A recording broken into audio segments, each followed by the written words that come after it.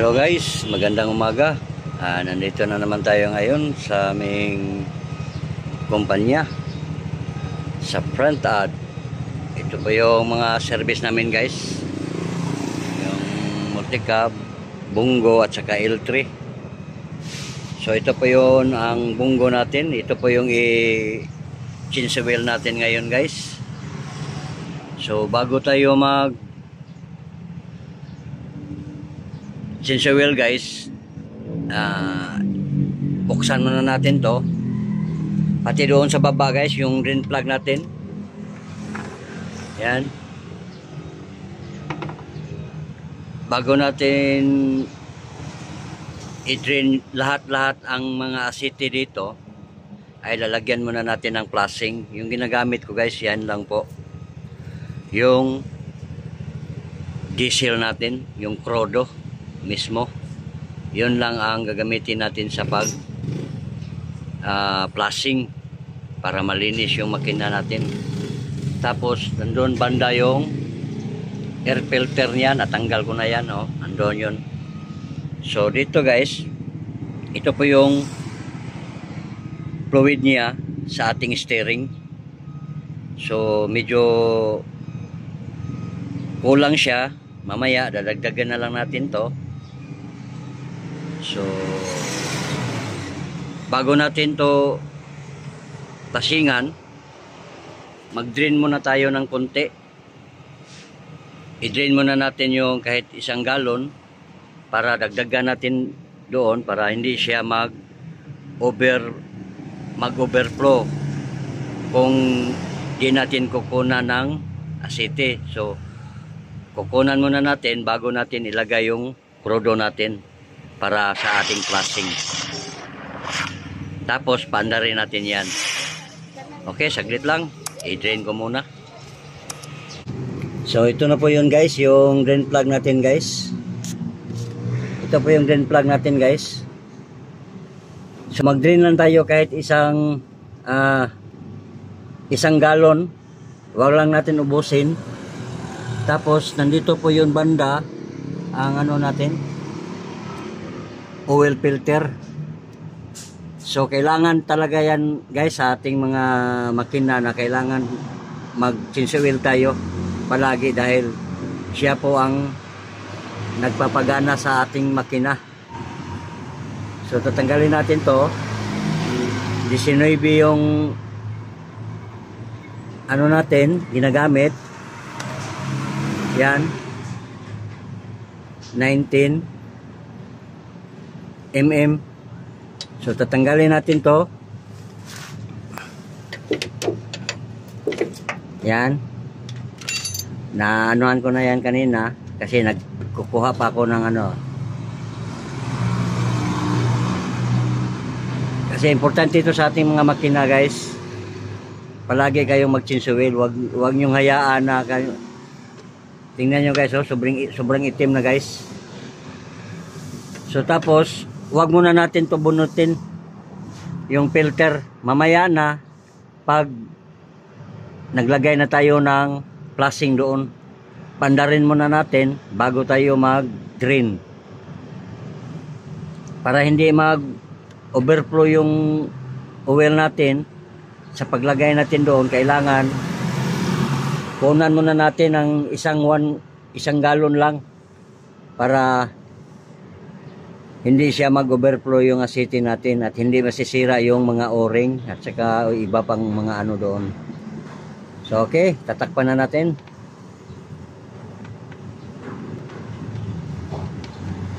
Yan, wag nyo lang kamayin nyo muna para hindi kayong ano. Tapos doon tayo sa taas, maglagay tayo ng flashing, yung krudo ang gagamitin natin guys, pang flashing. Okay, so guys, ito po yung ipa-flash natin, i-flashing natin doon sa makina. Ito yung ginagamit ko palagi guys, yung pag change oil, pag mag ano tayo, mag flashing tayo, ito lang po yung ginagamit ko. Okay, mamaya i-ano ko na to doon. Ayan guys, nandito na tayo sa taas. So natanggal na natin yung takip, tapos lagyan na lang natin dito ng krudo galing sa ating tangke. Kumuha lang ako doon. Mas maganda to i-flashing guys, kaysa magbili pa tayo ng flashing na po sobrang mahal. So dito na lang tayo mag-flash. Ito na lang gagamitin natin yung krudo. Okay, lagyan ko muna guys. Okay guys, lagyan natin guys.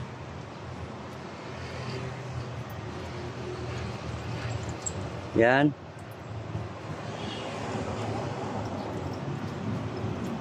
Mamaya hugasan namin ito pag tapos mag ano.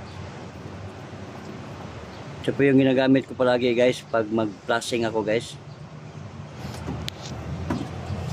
Okay. Andarin natin.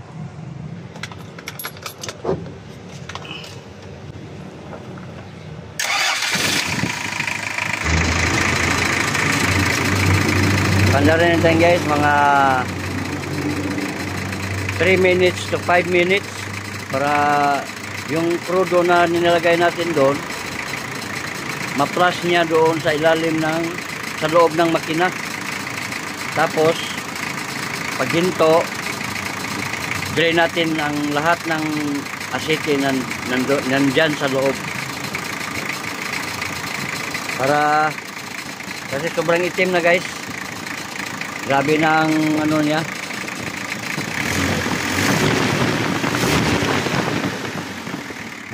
Good condition pa yung makina natin guys, walang problema. Yung isang araw pinalitan ko to ng coolant, hindi ko lang nabidyohan kasi na iwan ko yung cellphone, hindi ko nadala, naiwan ko sa bahay. So lahat ng mga kalawang na tubig dito sa ilalim, doon sa loob, pinalis ko lahat. Tapos pinalitan ko ng coolant. Yun o, coolant. So coolant ito ngayon guys, hindi na to ordinaryong tubig, coolant ito.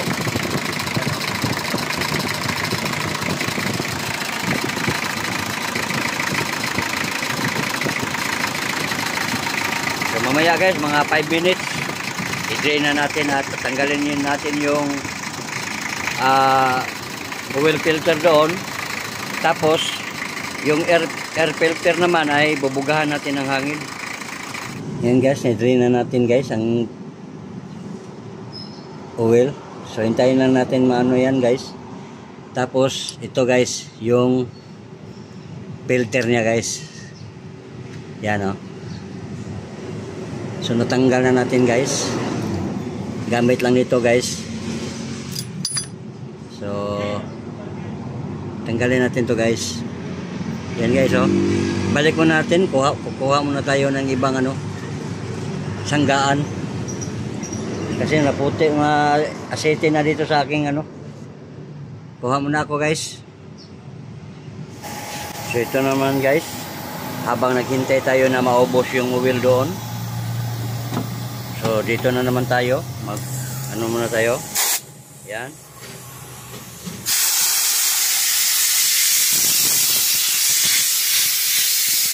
Tawan ko muna tong cellphone guys, kasi mahirap. Pati ito guys, bubugahan din natin ng hangin. Bubugahan din natin to. Ganyan.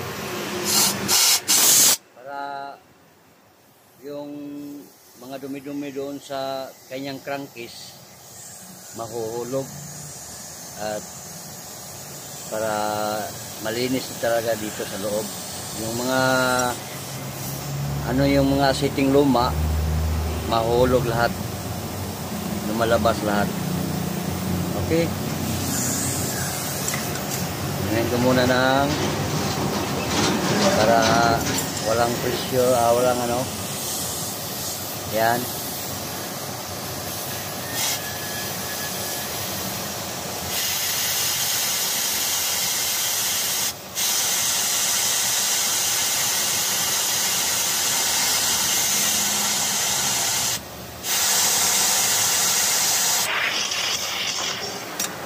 Mamaya guys, anuhin pa natin kasi mahina pa yung bugas sa kanyang hangin. So kailangan guys, yung hangin na yung compressor na ginagamit natin guys, andun yung compressor guys, oh. Kailangan walang tubig na ano guys, para hindi maanuhan ang ating engine. Kailangan pag hangin lang talaga ang lumalabas dito, walang kasamang tubig. Okay, yan ko muna guys. Bugahan na natin ng hangin guys. So ito guys, yung oil filter natin guys nga bago. So ito po yung number niya guys, C412. Ito po yung number na ginagamit dito sa bunggo. Yan o. So maglagay tayo dito ng oil guys. Lagyan nyo muna ng oil dito para walang leaking paglagay nyo dito. So tanggalin nyo lang muna guys. Tapos ito po yung yan, 1 gallon at dalawang 1 liter. So ito po yung ginagamit ko guys, Dilo Gold. Dilo Gold, baka naman. Ito po yon. So lalagyan muna natin ng asiti dito bago natin to ibabalik. Yan guys, nalagyan na natin ng oil. Tapos ikakabit na natin to guys. Ito po yung oil natin, oh. Magandang oil. So mamaya ilalagay na natin to si Dilo dito sa loob ng ating makina. 1540 ang ano natin guys, Dilo Gold. Baka naman dyan, Dilo Gold. Dilo Gold rin, Dilo na. Caltex. Kalting sila, Dilo, kadaong nga na Dilo. Shout out boss. Ano natin guys, ilalagay na natin para matapos na tayo. Ayan guys, na ilagay na natin yung 1 galon. So ito na naman yung 1 liter. Ayan.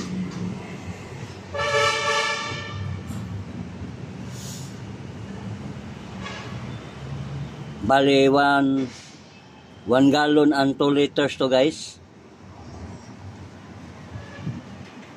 Sa ganitong klaseng makina, ganitong kalaki. Okay, ito na namang isa. Ano ko muna guys, hirap kasi ako lang walang holder kasi. At pati itong filter guys, na ibalik na natin guys. Yan o, yung filter. So babalikan na natin yung bolt.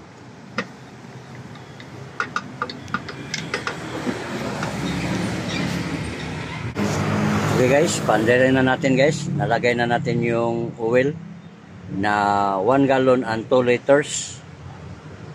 At mamaya i-engine wash ko to.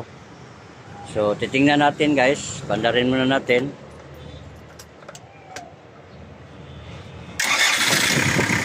Tingnan natin doon sa ilalim kung may nag-leak ba sa kanyang drain plug at sa kanyang oil filter.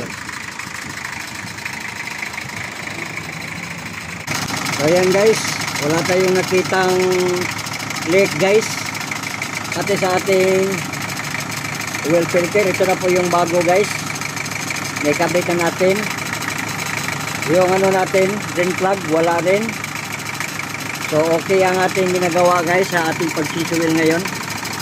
So hanggang dito na lang guys. Kung bago ka pa lang sa aking channel, click sa ating notification bell para pag may mga bago tayo mga upload ay manotify kayo kaagad. Bye bye everyone. Thank you for watching.